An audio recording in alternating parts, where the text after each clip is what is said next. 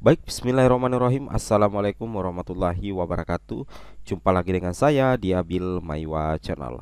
Jadi teman-teman, channel ini merupakan channel pendidikan tempat kita berbagi tentang aplikasi pendidikan, Microsoft Office, serta tips dan triks komputer. Jadi pada video kali ini Bapak Ibu ya, kembali lagi admin akan mencoba mengupdate informasi terbaru ya terkait P1 tanpa formasi jelang tahun 2023.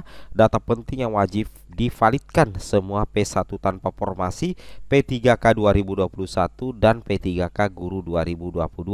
Tentunya ini informasi yang sangat penting ya, khususnya untuk P1 yang belum mendapatkan penempatan di tahun ini. Mudah-mudahan di tahun 2023 nantinya itu bisa diakomodir semua. Baik, apa yang harus kita lakukan ya jelang tahun 2023? Ini admin khususkan untuk semua P1 ya tanpa formasi agar membenahi data-data di Dapodik. Baik Bapak Ibu, sebelum kita lanjut, bagi rekan-rekan guru yang baru pertama kali menemukan channel ini, jangan lupa tekan tombol subscribe dan aktifkan lonceng notifikasi agar setiap hari Bapak Ibu bisa mendapatkan update informasi terbaru dari kami. Baik Bapak Ibu, kita langsung saja to the point ke informasinya. Beberapa minggu yang lalu Bapak Ibu ya, ada semacam pesan penting ya dari Ibu Hasna selaku salah satu ketua Forum Guru Honorer. Beliau mengatakan di sini, persiapkan diri Anda untuk perekrutan 2023, khususnya untuk P1, P2 dan P3. Bapak Ibu perlu ketahui bahwa di tahun 2023 nantinya data P1, P2, P3 itu sudah terkunci. Nah, kalau database Bapak Ibu ini sudah terkunci, apa yang harus kita lakukan? Kalau misalkan data Bapak Ibu ternyata masih ada kesalahan, maka Bapak Ibu wajib memperbaiki Dapodik ya. Terutama jenis PTK dengan ijazah itu harus relevan, harus linier. Perbaiki Dapodik jika guru SD harus jadi wali kelas sesuai dengan ijazah. Jangan karena gak ada jam jadi wali kelas yang lulusan PGSD ngajar PJOK atau PAI itu tidak bisa lanjut resum nantinya. Gunakan kesempatan ini dengan sebaik mungkin. Insya Allah Februari mulai perekrutan. Semoga semuanya diangkat menjadi ASN. Amin ya rabbal alamin. Jadi intinya seperti ini. Di Dapodik nantinya jam mengajar Bapak Ibu atau jenis PTK Bapak Ibu, misalkan guru jenis PTK hanya dua ya, guru kelas dengan guru mapel, itu harus sesuai dengan ijazah terakhir Bapak Ibu. Sekalipun ternyata di sekolah Bapak Ibu itu Bapak Ibu tidak mendapatkan jam sesuai dengan ijazah Bapak Ibu, tetapi linearitas jenis PTK itu wajib relevan dengan ijazah terakhir Bapak Ibu. Kenapa? Supaya nanti Bapak Ibu di tahun 2023 terutama V1 tanpa formasi itu bisa lanjut resum nantinya. Seperti itu ya. Nah, itu yang harus Bapak Ibu ya. Di sini ada yang bertanya, izin bertanya Kak, apabila ijazahnya S1 Pendidikan Agama Islam dan mengajar di ST, untuk jenis PTK-nya itu guru mapel ya Kak? Ya, betul sekali. Jadi untuk rekan-rekan guru honorer yang di Dapodiknya itu ijazah Bapak Ibu adalah S1 Pendidikan Agama Islam dan anggaplah Bapak Ibu mengajar di SD, maka jenis PTK itu harus guru mapel. Ya, nah, jadi S1 Pendidikan Agama Islam kalau di SD itu adalah mapel atau mata pelajaran.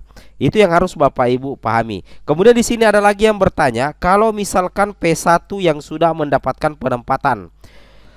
Jadi ceritanya ini P1 ini adalah sudah mendapatkan penempatan. Intinya kalau sudah mendapatkan penempatan, itu sisa diangkat Bapak Ibu ya, itu sisa menunggu pengangkatan menjadi ASN.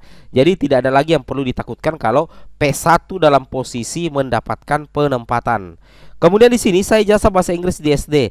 Jika nanti tahun 2023 ijazah bahasa Inggris jadi linear ke guru kelas, pertanyaan jabatan di Dapodik harus apa, guru kelas atau guru mapel? Kalau misalkan tiba-tiba bahasa Inggris di tahun 2023 linear di SD, kemungkinan besar jenis PTK Bapak Ibu adalah guru mapel. Karena bahasa Inggris itu adalah mata pelajaran Bapak Ibu ya. Sama dengan PAI, Pendidikan Agama Islam, sama dengan PJOK ya, seperti itu ya. Jadi saya rasa Bapak Ibu harus pahami ini dan betul-betul memperbaiki data Dapodiknya. Itu yang harus Bapak Ibu pahami ya. Oke. Nah, di sini Bapak Ibu perlu pahami juga bahwasanya untuk pengumuman kelulusan ya, ada dua tanggal penting Bapak Ibu harus pahami. Pengumuman hasil seleksi untuk V1, V2, V3 dan pelamar umum itu direncanakan tanggal 2 sampai dengan 3 Februari 2023. Nah, seperti itu ya. Sedangkan untuk pengumuman kelulusan Paskasangga itu 20 sampai dengan 21 Februari 2023. Itu yang harus Bapak Ibu pahami ya, seperti itu. Itu yang harus Bapak Ibu pahami. Kemudian kita lanjut lagi di sini, Bapak Ibu perlu memahami secara cermat bahwasanya dari 193.954 guru lulus PG yang resmi diangkat tahun ini yaitu 127.621. Jadi nantinya tersisa itu sebanyak 65.954. Inilah nantinya yang akan diupayakan dituntaskan di tahun 2023, dan inilah yang harus mengecek secara berkala data Dapodiknya supaya nantinya bisa resum di tahun 2023. Nah, di sini dikatakan ya, salah satu berita dari jpnn.com, guru lulus PG tanpa formasi P3K 2022 jangan berputus asa. Pasalnya akan ada kejutan dari Mendikbudristek ya, Nadiem Makarim untuk para guru honorer.